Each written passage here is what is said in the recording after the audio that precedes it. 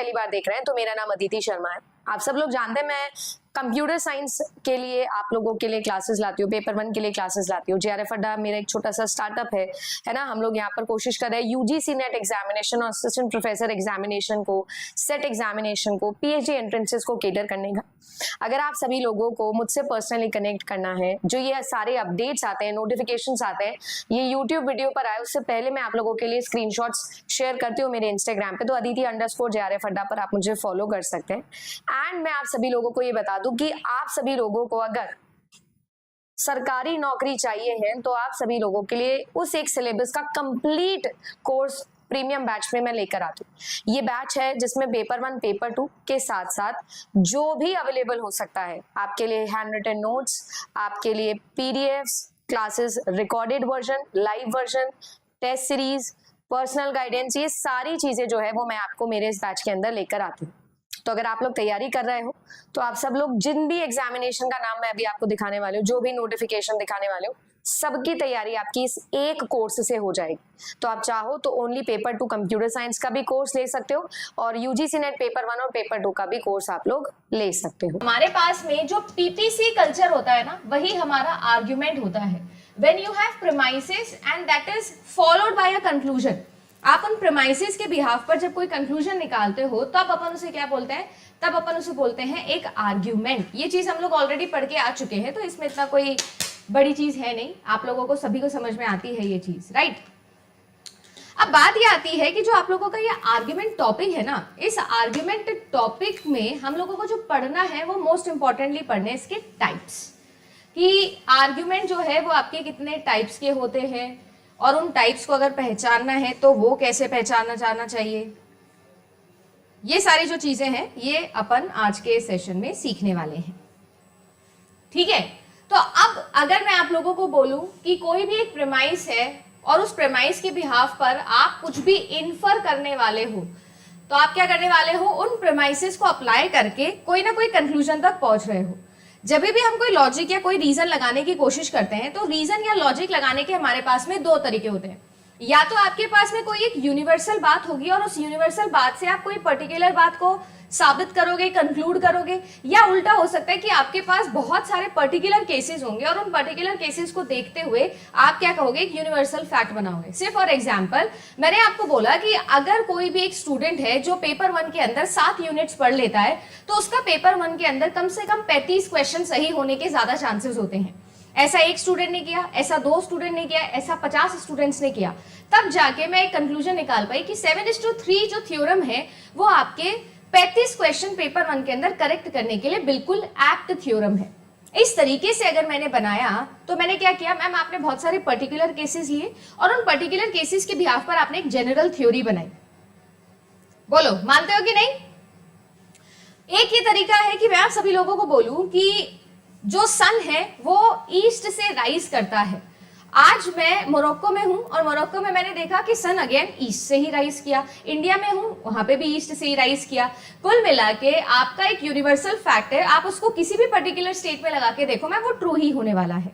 So basically it is called as your types of argument, या मैं कह सकती हूं कि जब भी हम कोई चीज को कंक्लूड करना चाहते हैं तो हमारे पास 2 तरीके हैं किसी भी बात को कंक्लूड करने के। या तो आप यूनिवर्सल बात से पर्टिकुलर बात पर आ जाइए, या आप पर्टिकुलर बातों में बहुत सारा एग्जाम्पल्स के बीच में कुछ कॉमन फाइंड आउट करिए और फिर वहां से कुछ आप जनरलाइज कर दीजिए। क्लियर? अगर मैं आप लोगों से बात करूं तो मैंने आपको सबसे पहले क्या बताया? मैंने आप लोगों को आर्ग्यूमेंट्स सिखाए। आर्ग्यूमेंट्स क्या होते हैं? मैम आर्ग्यूमेंट्स जो होते हैं वो होता है पीपीसी कल्चर। आप प्रेमाइसिस के बिहाफ पर कुछ कंक्लूड करना चाहते हो। जो आपके आर्ग्यूमेंट्स होते हैं वो बेसिकली 2 प्रकार के हो सकते हैं। या तो आप किसी यूनिवर्सल चीज से पर्टिकुलर चीज निकालोगे, या आप कोई पर्टिकुलर चीजें हैं उन पर्टिकुलर चीजों से एक यूनिवर्सल फैक्ट निकालोगे। यही चीज समझी थी अपन ने? जब आप कोई यूनिवर्सल चीज से पर्टिकुलर चीज निकालते हो, प्रूव करते हो, तब अपन उसे क्या कहते हैं? तब अपन उसे कहते हैं डिडक्टिव। और जब अपन कोई पर्टिकुलर केसेस को जनरलाइज करके एक यूनिवर्सल थ्योरी बना लेते हैं, इसे अपन क्या कहते हैं? इसे अपन कहते हैं इंडक्टिव। जीवन में कभी भी डिडक्टिव या इंडक्टिव कहीं भी पढ़ो, चाहे वो आप रीजनिंग में पढ़ो, चाहे आप रिसर्च में पढ़ो, चाहे मैथमेटिक्स में पढ़ो, चाहे लॉजिक्स में पढ़ो, जीवन में आज के बाद कभी भी डिडक्टिव या इंडक्टिव पढ़ोगे तो हमेशा याद रखना कि आप लोगों के लिए डिडक्टिव और इंडक्टिव मतलब यूनिवर्सल से पर्टिकुलर की तरफ आना मतलब डिडक्टिव, पर्टिकुलर से यूनिवर्सल की तरफ जाना इज इंडक्टिव। अब देखिए नेक्स्ट चीज पर आते हैं। जब हम लोग बात करते हैं डिडक्टिव की और इंडक्टिव की, तो जब हम लोगों को डिडक्टिव और इंडक्टिव समझना हो रीजनिंग के पर्सपेक्टिव पे, आर्ग्यूमेंट के पर्सपेक्टिव, तो हमेशा याद रखना अगर आपके प्रीमाइसेस को आपका कंक्लूजन 100% श्योरिटी के साथ, सर्टेनिटी के साथ में क्या करें, फॉलो करें, तब हम उसे डिडक्टिव आर्ग्यूमेंट कहते हैं। मतलब कोई भी प्रोबेबिलिटी वाला केस ही नहीं बनेगा मैम, समझ रहे हो क्या? किसी भी प्रकार से कोई भी प्रोबेबिलिटी वाला केस ही नहीं बनेगा किसी रूप में भी, तब तो अपन उसे कहेंगे डिडक्टिव। और अगर आपके प्रीमाइसेस को आपका जो कंक्लूजन है वो शायद वाली प्रॉपर्टी के साथ में फॉलो करे या उसमें प्रोबेबल वाले वर्ड यूज किए जाए, तब आप उसे क्या कहेंगे, तब आप उसे कहेंगे इंडक्टिव आर्ग्यूमेंट्स। एग्जाम्पल के तौर पे समझाती हूं। मैंने आप लोगों को बोला कि आपके पास में कोई भी एक यूनिवर्सल फैक्ट होता है, जैसे मैंने बोला sun rises from the east. आप इसे कहीं भी जाके देखिएगा, ये स्टेटमेंट हमेशा ट्रू होगा। आप कहीं भी, आप इंडिया में खड़े हो, आप लंदन में खड़े हो, कहीं भी खड़े हो, सन हमेशा मैम ईस्ट से ही राइज करेगा। 100% श्योरिटी के साथ में आपका कंक्लूजन होता है। कंक्लूजन में आप लोगों को श्योरिटी मिलेगी, 100% गारंटी मिलेगी, सर्टेनिटी मिलेगी। जबकि इंडक्टिव फॉर्म ऐसा है कि आप एग्जाम्पल केसेस से एक यूनिवर्सल थ्योरी बना रहे हो, तो वहां पर आपको प्रोबेबिलिटी वाली चीज मिलेगी। मैंने बोला कि अगर आप 7 यूनिट पढ़ के जाते हो तो आपके 35 क्वेश्चन सही होने के चांसेस है। आपने 1000 लोगों का डेटा कलेक्ट किया, 999 लोगों का डेटा तो मैच किया, पर एक ऐसा हो सकता है कि जिसने 7 यूनिट्स पढ़ी भी पर फिर भी उसके 35 क्वेश्चन सही नहीं हुए। तो 100% श्योरिटी नहीं है, बट यस 99.91% जो है वो श्योरिटी आपके पास में है।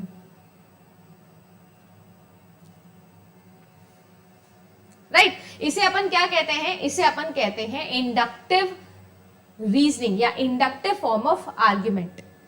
अब हम लोग अगर देखें तो डिडक्टिव जो आर्ग्यूमेंट होते हैं ये भी आप लोगों के फर्दर 2 टाइप्स में क्लासिफाई किए जा सकते हैं। सेम चीज है आप लोगों के इंडक्टिव आर्ग्यूमेंट्स में, ये भी 2 प्रकार से आप फर्दर डिवाइड कर सकते हो।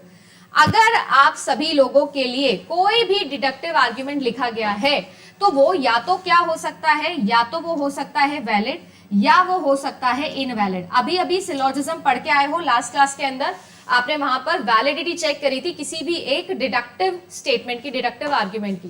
तो आपका कंक्लूजन अगर आपके प्रीमाइसेस को फॉलो कर रहा है 100% श्योरिटी के साथ, तब तो वो वैलिड, नहीं कर रहा है तो वो क्या हो जाएगा, इनवैलिड हो जाएगा। इसी तरीके से इंडक्टिव आर्ग्यूमेंट जो है वो आप लोगों के हो सकते हैं या तो वीक या तो वो आप लोगों के हो सकते हैं स्ट्रॉन्ग। वही सेम सिचुएशन, अगर आप लोगों के प्रीमाइसेस को आपका कंक्लूजन प्रोबेबिलिटी के साथ में फॉलो करता है तब तो वो स्ट्रॉन्ग आर्ग्यूमेंट है।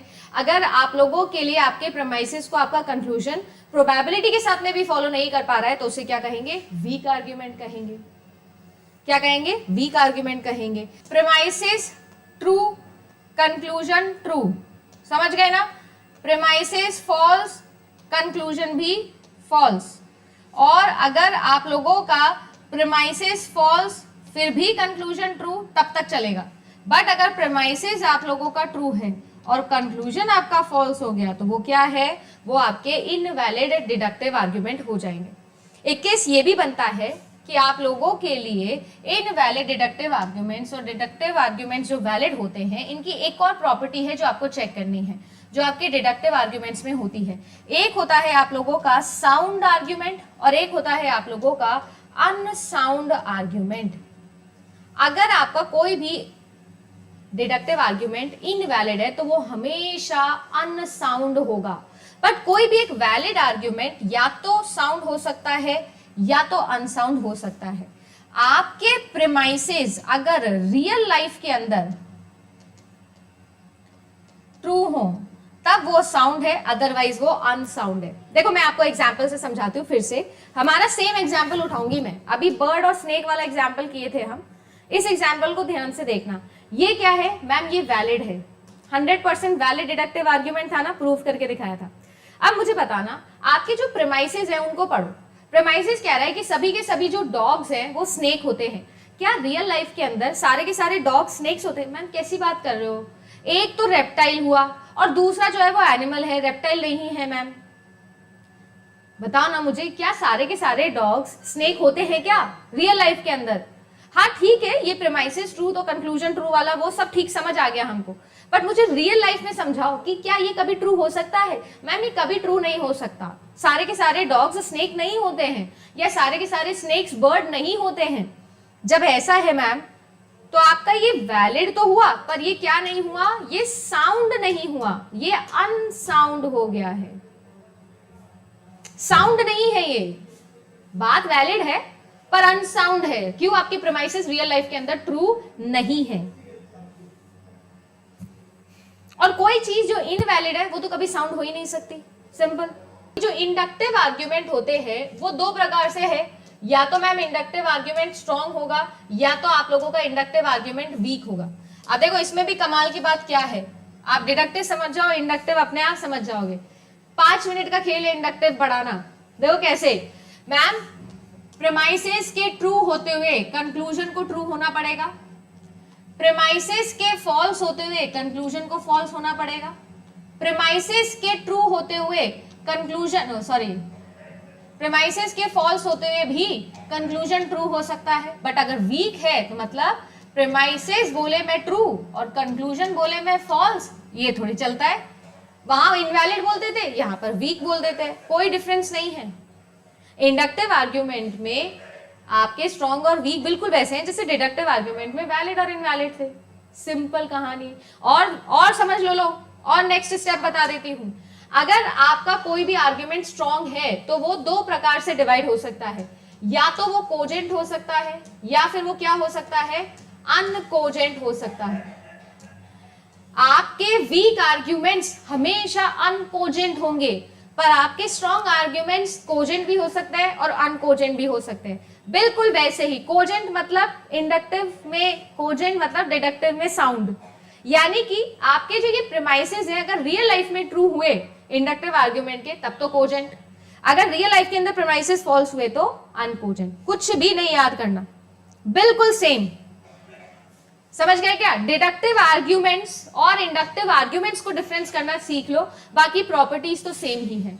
डिडक्टिव में वैलिड इनवैलिड चलता है, इंडक्टिव में स्ट्रॉन्ग वीक चलता है। डिडक्टिव में साउंड अनसाउंड चलता है, इंडक्टिव में कोजेंट और अनकोजेंट चलता है।